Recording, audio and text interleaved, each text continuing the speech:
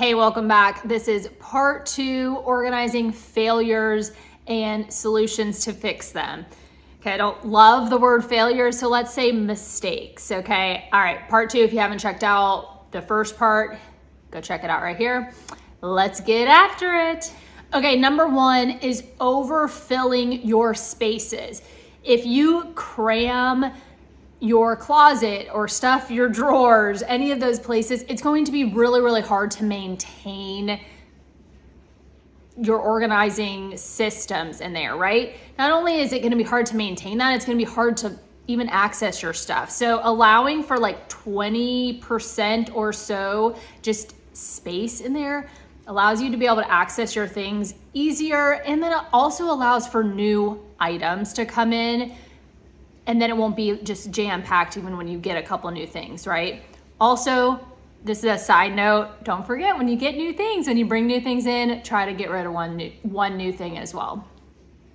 All right, the next one is ignoring your actual habits, your actual routines, right? If you've been here for a while, you have heard me say this before, but you want to lean into the natural flow and the natural way you live your life, right? The natural things that you do. You walk in the door, you drop your purse. If you don't have somewhere for it to land, it's going on the ground, right? So instead of just trying to decorate your home and making it picture perfect or, cut out from some magazine that doesn't really mean anything, try to intentionally design it around the way you already operate. Make it work for the routines in your life. The same thing goes if you live with people, right? If you have family members that you're living with, so often I know that people want to change the way that their partners, their kids, or whoever does things in their house. And while it's okay to kind of make new systems and see if everyone can kind of fit into them, it's really not wise to totally try to get them to do something else, right? It's hard to kind of, again, you walk in, you drop your stuff. That's just your natural way of doing things, and it's not bad. If they're not doing something that's technically, bad, harmful, then I would let it be and see what you can do just to work around it, work with it. Same thing, let's go back to like a closet example. If you love hanging your clothes, then let's try to allow more space for hanging things, whether you have to get those hangers that save space, whether it's a thin hanger. I'm showing you with my hands, the ones that it's like you hang it and there's multiple hooks and then you latch one place and then they're like this. So it's like a space saver thing. I'm saying all that to say, don't allow for as much things to fold, hang them all. Or vice versa. If you hate hanging and you want to fold, lean into that system. And not even leaning into that system, but like create a system around that. Do not ignore the natural way of doing things. Design your home around that, make systems around those things, and you will be better off for it. Speaking of systems, the next one is overcomplicating systems, right? You want to make your systems easy, intuitive, not to where you're like having to decode something to find it or put it away, anything like that. Also, that's not going to work for other people in your home, right? If it's for kids, keep it simple. Maybe you get little stickers that you put on their drawers. This is where your pajamas go. This is where this goes.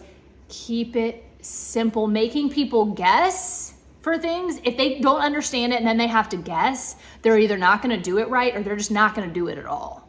Okay? So don't set everyone up for failure, including yourself, right?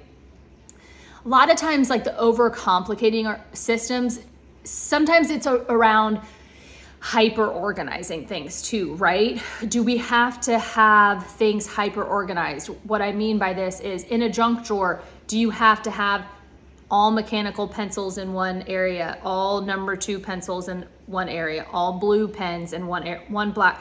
Would it be easier if that works and it's not complicated for you or your family or your roommates? Let it ride, okay? That's great. the complicated part of this, or the hyper organizing part of this, is going to be different to each person, right? So I'll give an example, but it may not be applicable for you, okay? Anyways, back to the junk drawer example. Or do you just want to put all pens and pencils in a little container? You decide what's complicated and what's not.